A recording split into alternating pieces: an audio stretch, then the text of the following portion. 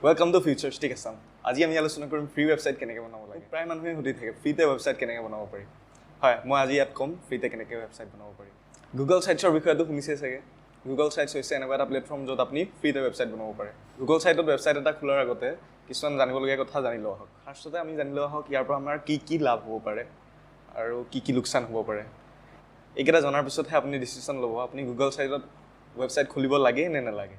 আৰু তাৰ আগত প্লিজ আপুনি যদি মোৰ চেনেলটো ছাবস্ক্ৰাইব কৰা নাই এতিয়ালৈকে ছাবস্ক্ৰাইব কৰি লওক আৰু বেল আইকনটো দবাই দিয়ক। আজিৰ পৰা 2 বছৰ আগত চবেই গুগল সাইটছে ইউজ কৰিছিলে কাৰণ হৈছে এইটো গুগলৰ প্ৰডাক্ট। তেতিয়া ইয়াৰ দুটামান বেনিফিটছ আছিল যে ইয়াত মনিটাইজেশ্যন অন আছিল আৰু অতি সোনকালেই গুগলত ৰেংক কৰিছিল। হয়, ইয়াৰ চবতকৈ ডাঙৰ বেনিফিটছ দুটা এইটোৱে আছিল যে ই গুগলৰ প্ৰডাক্ট হয়, ফ্ৰী হয় আৰু ই সোনকালে গুগলত ৰেংক কৰিছিল আৰু লগতে মনিটাইজেশ্যনো দিছিল। কিন্তু কিবা এটা কাৰণত যোনটো আমি নাজানো গুগলে কি কৰিলে সিহঁতৰ আণ্ডাৰত থকা মনিটাইজেশ্যন অফ কৰি দিলে আৰু সেয়ে যিমান ব্লগাৰ্ছ আছে সকলোৱে গুগল সাইটৰ পৰা বেলেগ ৱৰ্ডপ্ৰেছ বা ব্লগাৰ এনেকুৱা ৱেবছাইটলৈ শ্বিফ্ট হৈ গ'ল। আৰু ব্লগাৰো গুগলৰে প্ৰডাক্ট হয়।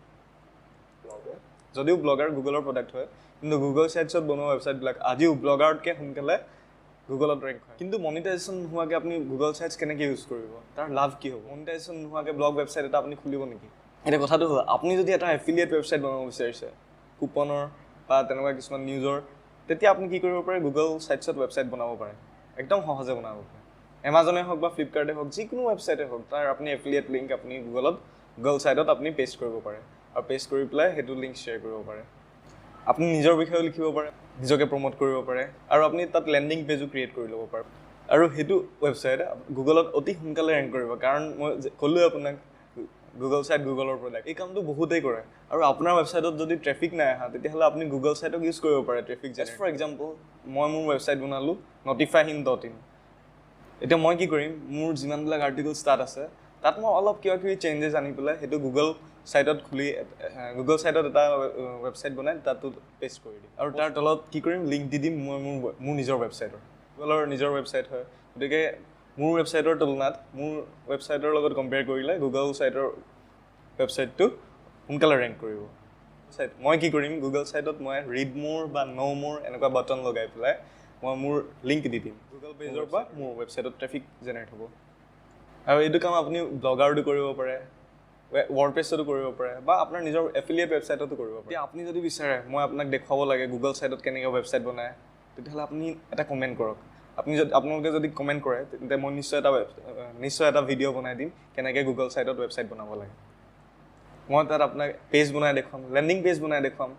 এইটো চাই আপোনাৰ আইডিয়া হৈ যাব গুগল সাইটত কেনেকৈ আপুনি ৱেবছাইট এটা ডিজাইন কৰিব লাগে বা লেণ্ডিং পেজ এটা ডিজাইন কৰিব লাগে। আৰু হ'ব পাৰে আপোনাৰ যোনটো ৱৰ্ডপ্ৰেছ বা ব্লগাৰ ৱেবছাইট আছে সেই তাত যদি আপুনি লিংক পোৱা নাই তেতিয়া কি হ'ব আপুনি গুগল সাইটত এটা বেকলিংকো ক্ৰিয়েট কৰিব পাৰিব। ইয়াৰ পৰা বেকলিংক ক্ৰিয়েট কৰিলে আপোনাৰ নিজৰ ৱেবছাইটৰ ট্ৰেফিক বাঢ়িব। এইটো ন' ফ'ল' লিংক হ'ব নে ডু ফ'ল' লিংক হ'ব সেইটোতো ক'ব নোৱাৰোঁ মই, কিন্তু মোৰ এনেকুৱা লাগে যে এইটো চাগে ন' ফ'ল' লিংকে হ'ব কাৰণ গুগলে ডু ফ'ল' লিংক এটা ফ্ৰীতে নিদিব চাগে এনেকৈ। জাষ্ট এইটো এটা শ্বৰ্ট ভিডিঅ' আছিল গুগলত কেনেকৈ নিজৰ ফ্ৰী ৱেবছাইট বনাব পাৰি। আপোনাৰ যদি আৰু বিশেষকৈ জানিবলৈ মন আছে বা নিজৰ ৱেবছাইট এটা বনাবলৈ আছে আপুনি মোক কণ্টেক্ট কৰিব পাৰে, মই আপোনালোকক বনাই দিব পাৰিম ৱেবছাইট। আৰু এতিয়াও যদি আপুনি মোৰ চেনেলত ছাবস্ক্ৰাইব কৰা নাই প্লিজ ছাবস্ক্ৰাইব কৰি দিয়ক আৰু এটা লাইক দি দিয়ক আৰু কমেণ্ট কৰিব নাপাহৰিব। আৰু এনেকুৱা এটা ইণ্টাৰেষ্টিং টপিক লৈ মই অতি সোনকালে আহি আছোঁ আপোনালোকৰ মাজত। জয় আই অসম।